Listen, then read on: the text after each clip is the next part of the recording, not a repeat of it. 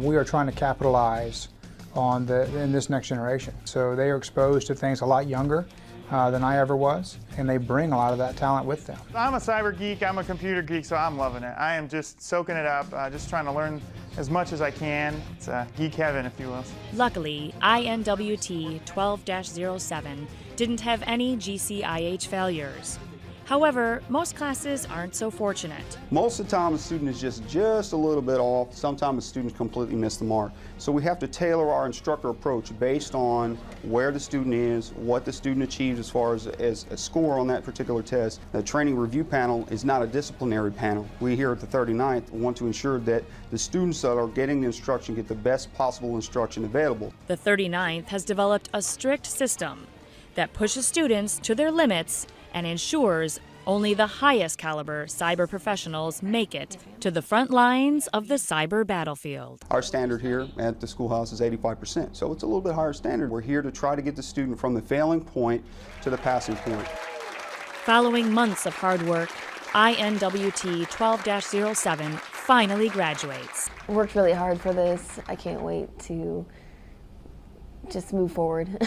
It feels good. It's been the end of a pretty intense long 9 weeks, and just glad to be finished. Excited for our whole class. We've been through a lot, and it's great to be done. Their work is far from over. Lean on your teammates. As with many things in the military, this schoolhouse is about who you're with and going through struggles and overcoming those struggles and ultimately coming together as a team. It's a little bit challenging at times, but we definitely come together as a class and help each other out. Now that they're all equipped with the basics of network warfare, these new cyber warriors have to learn how to operate their specific weapon systems. The things that we'll learn in these next couple weeks will apply on a day-to-day basis, and having that specialty to have those one-on-one instructors that have been to those squadrons and know what they do on a day-to-day basis is a great opportunity to set us up for success in the future. The class will break up, with everyone going to their unit's PIQT. The positional IQT courses were identified to take a training burden off of the receiving units so that they can be full-on cyber warriors when they actually arrive at their units. After the break, we'll follow the students to their permanent duty station.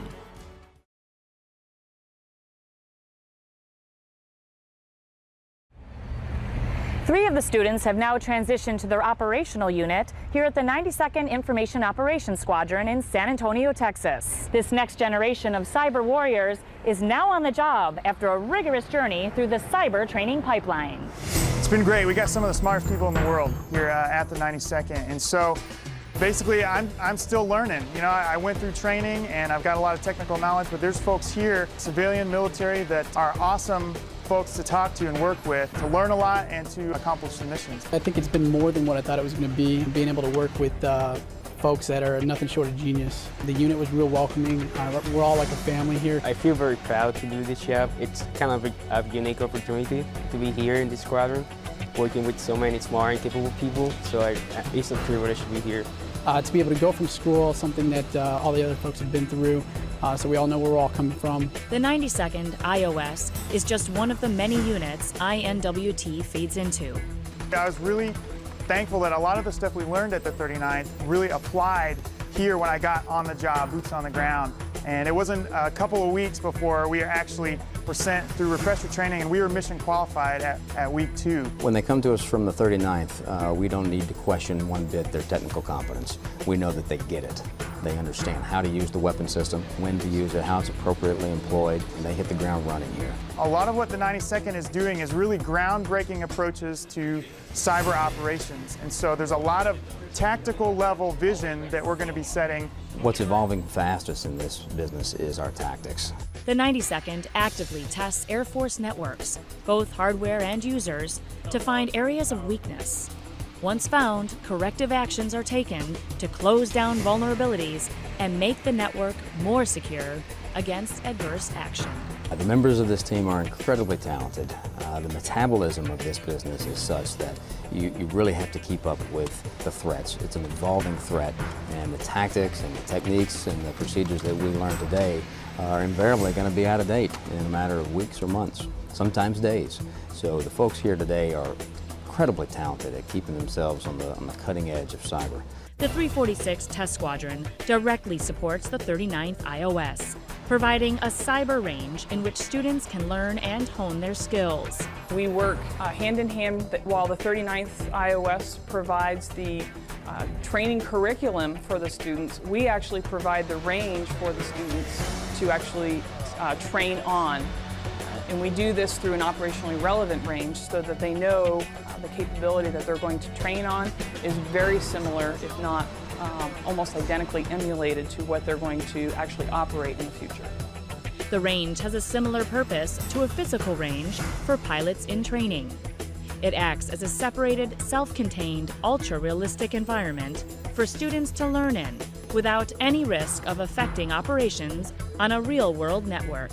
Our job is to break things before the warfighter gets them in an operationally relevant environment so that the warfighter knows exactly what they're getting, how it's being delivered to them, and they know it's going to work on their operational networks the way it's supposed to work.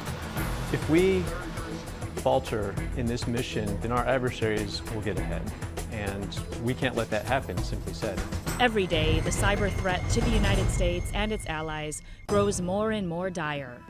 New vulnerabilities are constantly discovered, and our adversaries are working overtime to find footholds and weaknesses in our networks. The tools and the techniques that we use have always evolved over the past 15 to 20 years that this domain has been a relevant part of our warfighting capacity. But we're getting better now at training ourselves how to think like the adversary and how to stay ahead of the adversary in this business. A sudden, unforeseen strike from those who seek to do us harm could cripple the U.S. military in an instant. Luckily, the Air Force recognizes these threats and is proactively defending against potential incursions. It's a big deal. We're doing very exciting things. We're doing warfare that is completely unprecedented. This is something that has cropped up in the past 10 years. It started to gain huge government interest, oversight, and I think we're going to take the cyber domain and do great things with it. The strongest military the world has ever known will not be content to just sit back and wait for the arrival of an oft-feared cyber Pearl Harbor. The speed at which this environment changes is something that we really aren't used to in our Department of Defense.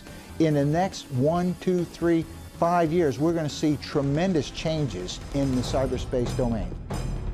The cyber warriors trained and operating in 24th Air Force stand at the ready to respond to enemy actions. As you've seen throughout the news, cyber is becoming a really big deal. I'm just thrilled to be here. Fantastic opportunity and ready to do some good work. Though the risks are great, the Air Force is more than capable of defending its networks and ensuring the continued military capabilities of the service. It is so exciting. Cyber changes so frequently. The dynamic nature of this area is incredible, and to see both the operators, the testers, the developers, the acquirers all come together and be able to be as flexible as we are in this domain, it's absolutely amazing. We, I think, are legitimate inheritors of a rich legacy, going back from those who came before us that operationalized and normalized space capabilities in the onset of the Cold War, and then even further back in the interwar periods in World War I, those pioneers that operationalized and normalized air power. We are in line with that same tradition and legacy of operationalizing and normalizing cyber power to enable those missions. This is an amazing time to be in the Air Force and to be in cyber. I wish like heck that I was a second lieutenant coming in right now, because the opportunities for them and the operational mindset from the beginning, etc., is just incredible. We went through a lot of challenges at the school. It was pretty hard to get through, and I'm going to work with them here and actually see what we're all doing. We each have a different part that we do, but we all work together. So I think it's just it's been really a neat experience to go from the start to the end and keep going through and then keep pushing on ahead in the future. What's more exciting is when I go out and do customer visits and I get to see past students and they're out on the floor doing operations and they get to share with me their stories about some of the cool things that they've been able to do. And a lot of it goes back to the training that they receive here at the 39th and how visionary we were able to be. And we help them think critically about the things that they do when they're out performing the mission. And so that just comes to light when you go out and visit them and they're excited to see you and they're excited to talk about the things that they're doing. A cyber warrior is a mentality now of a person that's aware of the way we use cyberspace, the vulnerabilities associated with it, and how to best protect and defend that domain that's so important to us in everything that we do. The U.S. military has taken great care to prepare for a potential cyber conflict. And no force in the world is better postured to fight and win the cyber war.